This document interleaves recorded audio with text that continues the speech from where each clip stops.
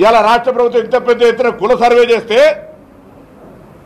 Affidavit ఇచ్చిన Bharatiya Janata party కేంద్రంలో ఇవాళ ఇక్కడికి వచ్చి బండి సంజయ్ గారు చిలక పలుకులు పలుకుతా ఉన్నాడు. నీ బాధ్యత కరీంనగర్ పార్లమెంటులో వదిలిపెట్టాం. మేము ఎవరం కూడా రేపు పొద్దున రిజర్వేషన్లకు సంబంధించి తెలంగాణ శాసనసభ చట్టం చేసిన తర్వాత విద్యా ఉపాధి అవకాశాలలో కేంద్రంలో బిల్లు తెచ్చే బాధ్యత మీదే. ఆ గొంతు ఇప్పాల్సింది, అప్పటిదాకా వదిలిపెట్టేది లేదనే మాట మనం చూస్తున్నాం. ఇప్పుడేదో మాట్లాడదాం ముస్లింలను అడ్డపెట్టి. ఇవాళ ఇప్పుడే ముఖ్యమంత్రి గారు ఒక వీడియో, గుజరాత్లో ముస్లింలకు ఓబీసీ రిజర్వేషన్ కల్పించిన ప్రధానమంత్రి ఆయనే. ఈబీసీల రిజర్వేషన్లలో ముఖ్యమంత్రి ముస్లింలు లేరా? ఈ విధంగా ముస్లింలు హిందువుల పేరు మీద ప్రతి అంశానికి మొన్న రంజాన్కు సంబంధించిన సెలవులు మాకంటే ముందు భారతీయ జనతా పార్టీతో పొత్తున్నటువంటి ఆంధ్రప్రదేశ్ 11వ తారీఖు నాడు జివో ఇస్తే తెలంగాణ ప్రభుత్వం 15 నాడు, ఇది ఇలా కొత్తగా ఇస్తలేదు, ఉమ్మడి రాష్ట్రం కంటే ముందు 30-40 ఏళ్ల నుంచి రంజాన్ మాసంలో వారికి ప్రత్యేకించి సమయం లోపల సెలవులు ఇస్తారు. దాన్ని కూడా మతపరం చేస్తారు. ఆఖరికి ఎన్నికలల్లా ఓట్ల కోసం రాముణ్ణి మతాన్ని ప్రతిదీ వాడుకునే మీరు ఈ ఎన్నికల పట్టభద్రుల దగ్గర మీ ప్రభావం నడవదు. పట్టభద్రులు అభివృద్ధిని, పట్టభద్రులు ప్రజాస్వామ్యాన్ని, ప్రజాపాలనను తప్పకుండా ఆశీర్వదిస్తారు. కాంగ్రెస్ పార్టీకి ఓటేస్తారు. అందుకే తెలంగాణ వ్యాప్తంగా ఈ ఉత్తర తెలంగాణలో జరుగుతున్నటువంటి ఈ యొక్క పట్టభద్రుల ఎన్నిక తెలంగాణ ప్రభుత్వం గత 14 నెలలుగా తీసుకుంటున్న అనేక ప్రజాహిత నిర్ణయాలకు సంబంధించిన మీ అందరినీ అభ్యర్థిస్తూ ఉన్నాం. ముఖ్యంగా స్థానికంగా మేమందరం కూడా ప్రతి శాసనసభ్యుడు, పోటీ చేసిన అభ్యర్థి, ప్రతి నాయకుడు, కార్యకర్త ప్రజలతోటి కలిసి ప్రజా సమస్యలు పరిష్కరిస్తాం. మేము భూములు కబ్జాలు పెట్టి లేకపోతే ఇంకో ఇతరత్ర అక్రమాలు చేసి అవినీతి వాడు మనం చూసినాం. పాత నాయకులు విడిపోతే ఏ విధంగా ఎంత గలీజ్గా తిట్టుకున్నారో చూసినాం. మా దగ్గర అటువంటి పరిస్థితి, మేము తిడితే తప్పు, కానీ వాళ్ళు ఏ విధంగా ఆరోపణలు చేసుకున్నారో చూసినాం. అందుకే ఇవాళ పరస్పరంగా అందరం కలిసి ఈ ప్రాంత అభివృద్ధికి కష్టపడుతున్న సందర్భంలో అందరూ కూడా పట్టభద్రులు కాంగ్రెస్ పార్టీ అభ్యర్థిని గెలిపించాల్సిందిగా ప్రతి ఒక్కరి చెప్పిన పేరు అందరం కూడా కలిసి మా నాయకత్వం అంతా కూడా విజ్ఞప్తి చేస్తున్నామనే మాట సందర్భంగా మనం చేస్తాను. 24వ తారీఖు నాడు సాయంత్రం ఎస్ఆర్ఆర్ డిగ్రీ కాలేజీలో జరిగేటువంటి పట్టభద్రుల సమావేశానికి ప్రతి కార్యకర్త ఒక ఓటరు, ఒక పట్టభద్రుని తీసుకొని ఆ సమావేశానికి రావాలి.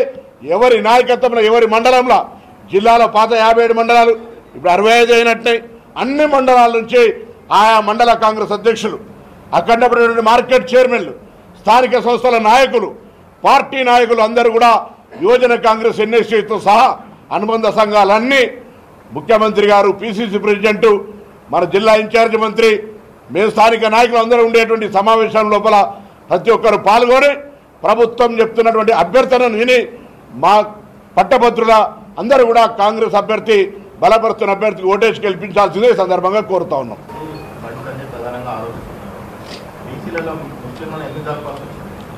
ఇప్పుడు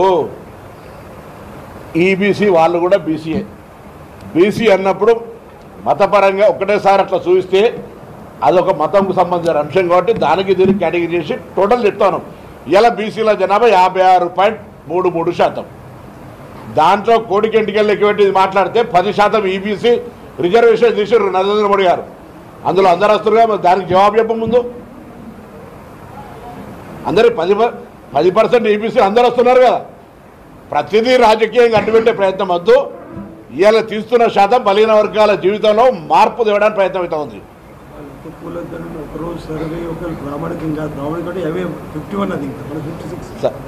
అది బీజేపీ అంటున్నారు, టీఆర్ఎస్ గారు.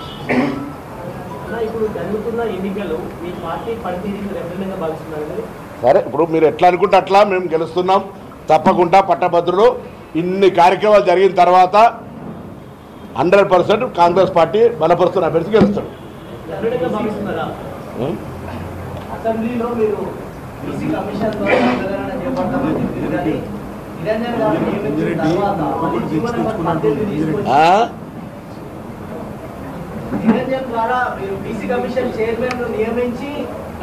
చేస్తామని అసెంబ్లీలో ప్రకటించారు. కానీ ప్లానింగ్ కమిషన్ ద్వారా వెళ్ళింది కోర్టులో కొట్టివేయబడుతుందని గంగుల కమలాకర్ పాపం 5 ఏళ్ళు మంత్రి చేసిండు. ఏమైనా జ్ఞానం పెరిగింది అనుకున్నా, ఆ జ్ఞానం పెరిగాక గట్లనే బుద్ధి లేకపోతే ఏం చేస్తాం? ప్లానింగ్ డిపార్ట్మెంట్ తెలంగాణ ప్రభుత్వ శాఖ. బీసీ కమిషన్ దగ్గర సిబ్బంది ఉండదు.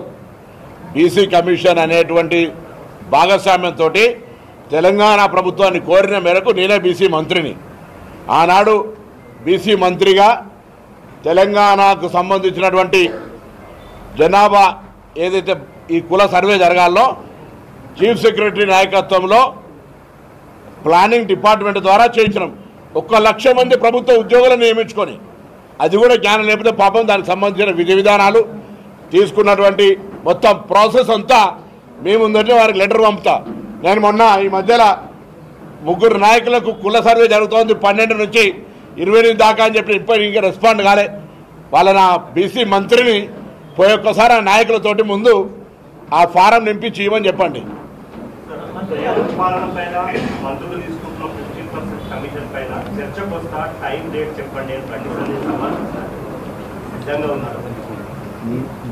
డెఫినెట్లీ మేము చర్చకు వస్తాం, జవాబు చెప్తాం. దానికంటే ముందు తెలంగాణ రాష్ట్ర బీజేపీ అధ్యక్షుడిగా కిషన్ రెడ్డి గారు మీ పార్టీలో ఉన్న చర్చ ప్రకారంగా మిమ్మల్ని ఎందుకు తొలగించారో ఒకసారి నీ పార్టీ కానీ నీ కార్యకర్తలు కానీ నువ్వు కానీ ఒకసారి జవాబు చెప్తే వీఆర్ హ్యాపీ. మిమ్మల్ని ఎవరు కూడా పర్సనల్గా డిక్లేర్ చేయదలుచుకోవాలి. ఎక్కడైనా కమిషనో పర్సెంటేజ్ ఇచ్చిండా తీసుకున్నా చూపెడితే ఎవరికంటే వాళ్ళకు సిద్ధం. ఓ బాబు చెప్తూనే ఉన్నాం కదా మీరు. అదే ఇప్పుడు ఎంతసేపు ఇచ్చిన వాటి గురించి మాట్లాడకుండా భారతీయ జనతా పార్టీ సంవత్సరాన్ని ఎన్ని కోట్లు ఇస్తా ఉద్యోగాలని ఒకసారి బండి సంజయ్ గారిని కూడా మీరు ప్రశ్నించండి. ఏమైనా ఎన్ని ఉద్యోగాలు వచ్చినాయి కరీంనగర్లో? 2 కోట్ల ఉద్యోగాలు అన్నారు. రైతులకు పెన్షన్ అన్నారు. నల్ల చట్టాలు 3 తీసుకొచ్చారు. భారతీయ జనతా పార్టీకి అసలు ఓటు అడిగే హక్కే లేదు. టీఆర్ఎస్ అయితే పోటీలే లేదు. ఇక దీనికి సంబంధించి అలా మీరు అది ఇచ్చినారా? మేము గత ప్రభుత్వ కార్యక్రమాలన్నీ కొనసాగిస్తూ కొత్తగా చెప్పినటువంటి అనేక కార్యక్రమాలను మేము చేస్తూ ఉన్నాం. బీజేపీ పుణ్యానికి ఇవ్వలేదు. 30 కోట్లు ఇచ్చినా అంటున్నా అంజిరెడ్డి.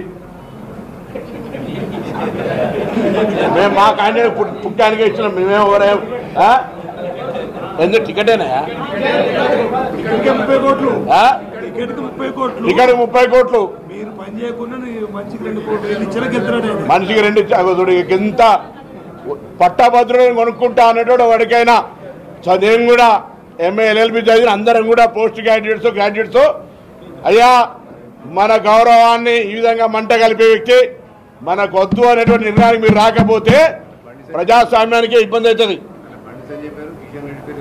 బండి సంజయ్ కోటు లేదే ఓట అంత ఓటర్లమే.